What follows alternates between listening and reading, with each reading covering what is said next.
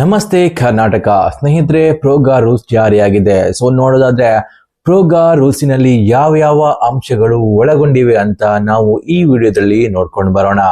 So ಪ್ರೋಗಾ rules ನ ಮೊದಲ ಒಂದು ನಿಯಮ ಅಂತ ಹೇಳಿದ್ರೆ ಗೇಮ್ಗಳ ಡಿವೈಡ್ ಆಗಿರ್ತದೆ. ಸೊ ಗೇಮ್ಗಳನ್ನು 3 ಕ್ಯಾಟಗರಿಯಲ್ಲಿ ಡಿವೈಡ್ ಮಾಡಿದ್ದಾರೆ. ಸೊ ಫಸ್ಟ್ ಕ್ಯಾಟಗರಿ ಬಂದು ಇ ಸ್ಪೋರ್ಟ್ಸ್ ಆಗಿರ್ತದೆ, ಇದು ಸಂಪೂರ್ಣವಾಗಿ ಲೀಗಲ್ ಆಗಿರ್ತದೆ. ಇನ್ನು ಸೆಕೆಂಡ್ ಕ್ಯಾಟಗರಿ ಬಂದು ಸ್ಕಿಲ್ ಗೇಮ್ ಆಗಿರ್ತದೆ, ಅದಕ್ಕೆ ಗವರ್ಮೆಂಟ್ ಇಂದ ಲೈಸೆನ್ಸ್ ನ ಅವಶ್ಯಕತೆ ಇರ್ತದೆ. ಇನ್ನು ಮೂರನೆಯ ಕ್ಯಾಟಗರಿ ಬಂದು ಬೆಟ್ಟಿಂಗ್ ಆಪ್ ಗಳಾಗಿರ್ತವೆ. ಸೊ ಅವುಗಳನ್ನು ಸಂಪೂರ್ಣವಾಗಿ ಬ್ಯಾನ್ ಮಾಡಿದ್ದಾರೆ. ಬೆಟ್ಟಿಂಗ್ಗೆ ಇಂಡಿಯಾದಲ್ಲಿ ಇನ್ಮೇಲೆ ಯಾವ ಒಂದು ಉಳಿವು ಕೂಡ ಇರುವುದಿಲ್ಲ. ಸೊ ಸಂಪೂರ್ಣವಾಗಿ ಬೆಟ್ಟಿಂಗ್ ಆಪ್ ಗಳನ್ನು ಬ್ಯಾನ್ ಮಾಡಿದ್ದಾರೆ. ಸೊ ಇವುಗಳು ಬಂದು 3 ಕ್ಯಾಟಗರಿಗಳಾಗಿರ್ತವೆ. ಇನ್ನು ಬಂದು ಎರಡನೆಯ ಅಂಶ ಅಂತ ಹೇಳಿದ್ರೆ ಏಜ್ ವೆರಿಫಿಕೇಶನ್ ಆಗಿರ್ತದೆ. ಸಾಮಾನ್ಯವಾಗಿ ಹೇಳೋದಾದ್ರೆ ವಯಸ್ಸು ಹಾಗೂ ಸಮಯ ಮಿತಿ ಆಗಿರ್ತದೆ. ಸೊ ನೋಡೋದಾದ್ರೆ ವಯಸ್ಸು ಹಾಗೂ ಸಮಯ ಮಿತಿಗೆ ಇಲ್ಲಿ ತುಂಬಾನೇ ಇಂಪಾರ್ಟೆನ್ಸ್ ಕೊಟ್ಟಿದ್ದಾರೆ. 18 ವರ್ಷ ವಯಸ್ಸಿಗಿಂತ ಕೆಳಗಿನವರಿಗೆ ಈ ಗೇಮ್ ಆಡಲು ತುಂಬಾನೇ ರೆಸ್ಟ್ರಿಕ್ಷನ್ ಹಾಕಿದ್ದಾರೆ. ಸೊ ನೋಡೋದಾದ್ರೆ 18 ವರ್ಷ ಕೆಳಗಿನ ಆಟಗಾರರಿಗೆ ಇ ಸ್ಪೋರ್ಟ್ಸ್ ಆಗಿರ್ಬೋದು, ಇನ್ನಿತರ ಗೇಮ್ಗಳನ್ನು ಆಟ ಆಡ್ಲಿಕ್ಕೆ 3 ಗಂಟೆ ಮಾತ್ರ ಅವಕಾಶ ಮಾಡಿಕೊಟ್ಟಿದ್ದಾರೆ. ಸೊ 3 ಗಂಟೆಗಿಂತ ಜಾಸ್ತಿ ಆಟ ಆಡ್ಲಿಕ್ಕಿಲ್ಲ. ಹಾಗೇನೆ ನೋಡೋದಾದ್ರೆ ಸಂಜೆ 11ರಿಂದ ಬೆಳಗ್ಗಿನ ಜಾವ 6 ಗಂಟೆಯವರೆಗೆ ಈ ಒಂದು ಗೇಮ್ಗಳನ್ನು ಆಡ್ಲಿಕ್ಕೆ ಅವಕಾಶ ಉಳಿದಿಲ್ಲ. ಹಾಗೇನೆ ನೋಡೋದಾದ್ರೆ 18 ವರ್ಷ ಮೇಲ್ಪಟ್ಟವರಿಗೆ ಇದ್ಯಾವ ಒಂದು ರೂಲ್ಸ್ ಕೂಡ ಅನ್ವಯವಾಗುವುದಿಲ್ಲ. ಸಬ್ಸ್ಕ್ರಿಪ್ಷನ್ ಮಾಡಲ್ ರೀತಿಯಲ್ಲಿರುವಂತಹ ಗೇಮ್ಗಳಿಗೆ ಸಂಪೂರ್ಣವಾಗಿ KYC ಯನ್ನು ಕಡ್ಡಾಯಗೊಳಿಸಲಾಗಿದೆ.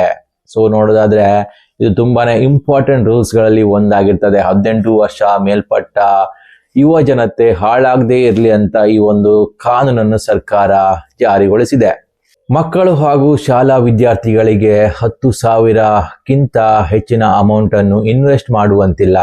ಟ್ಯಾಕ್ಸ್ಗೆ ಸಂಬಂಧಿಸಿದಂತೆ 28% ಟ್ಯಾಕ್ಸ್ ಅನ್ನು ಕಡ್ಡಾಯಗೊಳಿಸಲಾಗಿದೆ. ಹಾಗೇನೆ ವಿನ್ನಿಂಗ್ ಅಮೌಂಟ್ ಏನಾದ್ರೂ ಇದ್ರೆ 10,000ಕ್ಕಿಂತ ಮೇಲ್ಪಟ್ಟ ವಿನ್ನಿಂಗ್ ಅಮೌಂಟ್ ಗಳಿಗೆ 30% TDS ಕಟ್ಟಾಗಲಿದೆ ಅಂತೆ.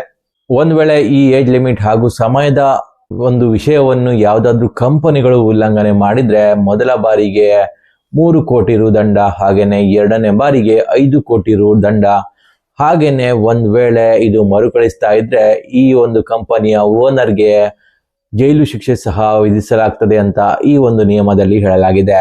ಹಾಗೇನೆ ತುಂಬಾನೇ ಇಂಪಾರ್ಟೆಂಟ್ ಇನ್ನೊಂದು ನಿಯಮ ಅಂತ ಹೇಳಿದ್ರೆ ಇನ್ಫ್ಲೂಯೆನ್ಸರ್ ಆಗಿರ್ಬೋದು, ಸೆಲೆಬ್ರಿಟಿಗಳಾಗಿರ್ಬೋದು, ನೀವೆಲ್ಲ ನೋಡಿರ್ತೀರಾ Dream11 ಅಥವಾ MPL ನಲ್ಲಿ ತುಂಬಾ ಕ್ರಿಕೆಟ್ ಸೆಲೆಬ್ರಿಟಿಗಳು ಒಂದು ಜಾಹೀರಾತು ನೀಡ್ತಿದ್ರು. ಅದೆಲ್ಲವೂ ಕೂಡ ಇನ್ಮೇಲೆ ಬ್ಯಾನ್ ಆಗಿರ್ತದೆ. ಯಾಕಂತ ಹೇಳಿದ್ರೆ ಜಾಹೀರಾತು ನೀಡಲಿಕ್ಕೆ ಯಾವೊಬ್ಬ ಸೆಲೆಬ್ರಿಟಿ ಅಥವಾ ಇನ್ಫ್ಲೂಯೆನ್ಸರ್ ಗಳನ್ನು ಬಳಸಿಕೊಳ್ಳಿಕ್ಕೆ ಇಲ್ಲ. ಇನ್ಮೇಲೆ ಜಾಹೀರಾತು ಯಾವ ರೀತಿಯಲ್ಲಿ ಕೊಡ್ತಾರೆ ಅನ್ನೋದು ಕೂಡ ನಾವು ಕಾದು ನೋಡ್ಬೇಕಾಗ್ತದೆ. ಯಾಕಂತ ಹೇಳಿದ್ರೆ ಇನ್ಮೇಲೆ ಸೆಲೆಬ್ರಿಟಿಗಳು ಈ ಒಂದು ಜಾಹೀರಾತುಗಳಲ್ಲಿ ಭಾಗವಹಿಸಲಿಕ್ಕೆ ಇರೋದಿಲ್ಲ. ಅದು ಸಂಪೂರ್ಣವಾಗಿ ಬ್ಯಾನ್ ಮಾಡಿದ್ದಾರೆ. ಯಾರೆಲ್ಲ ಇಲ್ಲಿಗಲ್ ಆಪ್ ಗಳಲ್ಲಿ ಆಟ ಆಡ್ತಾ ಇದ್ದೀರೋ ಅವರಿಗೆಲ್ಲ ಇದು ತುಂಬಾನೇ ಇಂಪಾರ್ಟೆಂಟ್ ಆದ ರೂಲ್ಸ್ ಆಗಿರ್ತದೆ. ನಾನ್ ನಿಮ್ಗೆ ಮೊದಲೇ ಹೇಳಿದ್ದೆ ಇಲ್ಲಿಗಲ್ ಆಪ್ ಗಳಲ್ಲಿ ಆಟ ಆಡಬಾರ್ದು ಅಂತ. ಸೊ ಇವಾಗ ಇಲ್ಲಿಗಲ್ ಆಪ್ ಗಳಲ್ಲಿ ಯಾರೆಲ್ಲ ಕದ್ದು ಮುಚ್ಚಿ ಆಡ್ತಾರೋ ಅವರಿಗೆ 10,000 ರೂಪಾಯಿವರೆಗೂ ದಂಡ ವಿಧಿಸ್ತಾರಂತೆ. ಹಾಗೇನೆ ಯಾರಾದ್ರೂ ಈ ಇಲ್ಲಿಗಲ್ ಆಪ್ ಗಳಲ್ಲಿ ಹಣವನ್ನು ಇನ್ವೆಸ್ಟ್ಮೆಂಟ್ ಮಾಡಿದ್ರೆ ನಿಮ್ಮ ಅಕೌಂಟ್ ಕೂಡ ಫ್ರೀಸ್ ಆಗ್ತದೆ ಅಂತ ಇನ್ಮೇಲೆ. ಸೊ ಸ್ವಲ್ಪನೇ ಕೇರ್ಫುಲ್ ಆಗಿರ್ಬೇಕಾಗ್ತದೆ ಇಲ್ಲಿಗಲ್ ಆಪ್ ಗಳಲ್ಲಿ ಆಟ ಆಡುವಂತಹ ಆಟಗಾರರು. ಸೊ ಇನ್ಮೇಲೆ ಯಾವುದೇ ರೀತಿಯಾದಂತಹ ಚಾನ್ಸ್ ಕೂಡ ಸಿಗೋದಿಲ್ಲ. ಗವರ್ಮೆಂಟ್ ಖಂಡಿತವಾಗಿಯೂ ಇಂಥ ಒಂದು ಆಟಗಾರರ ಮೇಲೆ ಖಂಡಿತವಾಗಿಯೂ ಕೂಡ ಕ್ರಮವನ್ನು ಕೈಗೊಳ್ತದೆ. ಸೊ ನೆನಪಲ್ಲಿ ಇಟ್ಕೊಳ್ಳಿ, ಇಂಥ ಇಲ್ಲಿಗಲ್ ಆಪ್ ಗಳಲ್ಲಿ ಖಂಡಿತವಾಗಿಯೂ ಆಟ ಆಡೋಕೆ ಹೋಗಬೇಡಿ. ಇನ್ನು ನೆಕ್ಸ್ಟ್ ನಿಯಮ ಅಂತ ಹೇಳಿದ್ರೆ ಆನ್ಲೈನ್ ಗೇಮ್ಗಳು ಯಾವ್ಯಾವ ಇದ್ದಾವೆ ಅವುಗಳೆಲ್ಲವೂ ಕೂಡ ನೋಂದಾವಣೆ ಮಾಡ್ಬೇಕಂತೆ. ಸೊ ಅದರಲ್ಲಿ ನೋಡೋದಾದ್ರೆ ಸದ್ಯದ ಮಟ್ಟಿಗೆ ನೋಡೋದಾದ್ರೆ Dream11, My11 ಅಥವಾ MPL ಇರ್ಬೋದು, ಇಂತಹ ಆಪ್ಗಳು ಪುನಃ ತಮ್ಮ ನೋಂದಾವಣಿ ಮಾಡ್ಬೇಕಾಗ್ತದೆ. ಸೊ ಇದು ಒಂದು ಒಳ್ಳೆಯ ನಿರ್ಧಾರ ಅಂತ ಹೇಳ್ಬೋದು. ಯಾಕಂತ ಹೇಳಿದ್ರೆ ಇದರಿಂದ ಮನಿ ಲಾಂಡ್ರಿಂಗ್ ಆಗಿರ್ಬೋದು, ಇಂಥ ಕ್ರಮಕ್ಕೆ ಬ್ರೇಕ್ ಬಿದ್ದ ಹಾಗೆ ಆಗ್ತದೆ. ಸೊ ಟೆರರ್ ಫಂಡಿಂಗ್ ಆಗಿರ್ಬೋದು, ಇಂಥ ಇಲ್ಲಿಗಲ್ ಆಕ್ಟಿವಿಟಿಗಳಿಗೆ ಇದು ತುಂಬಾನೇ ಒಂದು ಒಳ್ಳೆಯ ಕ್ರಮ ಆಗ್ಬೋದು ಅಂತ ಅನಿಸ್ತಾ ಇದೆ. ಯಾಕಂತ ಹೇಳಿ ಇದರಿಂದ ವಿದೇಶಿ ಕಂಪನಿಗಳು ಭಾರತದಲ್ಲಿ ಹಣವನ್ನು ಲೂಟಿ ಮಾಡುವುದು ನಿಲ್ಲಿಸಲಿಕ್ಕೆ ಈ ಒಂದು ಕ್ರಮ ತುಂಬಾನೇ ಸೂಕ್ತ ಅಂತ ಅನಿಸ್ತಾ ಇದೆ. ಫ್ಯಾಂಟಸಿ ಆಡೋರಿಗೆ ತುಂಬಾನೇ ಇಂಪಾರ್ಟೆಂಟ್ ಆದ ರೂಲ್ಸ್ ಗಳು ಯಾವ್ಯಾವ ಇದ್ದಾವೆ ಅವೆಲ್ಲ ನಿಮ್ಗೆ ಹೇಳಿದ್ದೀನಿ. ಸೊ ಇನ್ನುಳಿದ ರೂಲ್ಸ್ ಗಳು ನಿಮ್ಗೆ ಅಷ್ಟೊಂದು ಉಪಯುಕ್ತ ಅಲ್ಲ ಅನಿಸ್ತಾ ಇದೆ. ಸೊ ಇನ್ನೂ ಹಲವಾರು ರೂಲ್ಸ್ ಗಳಿವೆ. ಬಟ್ ಈ ಒಂದಿಷ್ಟು ರೂಲ್ಸ್ ಗಳೇನಿದ್ದಾವೆ ಅವುಗಳು ತುಂಬಾನೇ ಉಪಯುಕ್ತವಾಗಿರ್ತದೆ. ಸೊ ಅದರಿಂದ ಆ ರೂಲ್ಸ್ಗಳನ್ನು ನಿಮಗೆ ತಿಳಿಸಿದ್ದೇನೆ.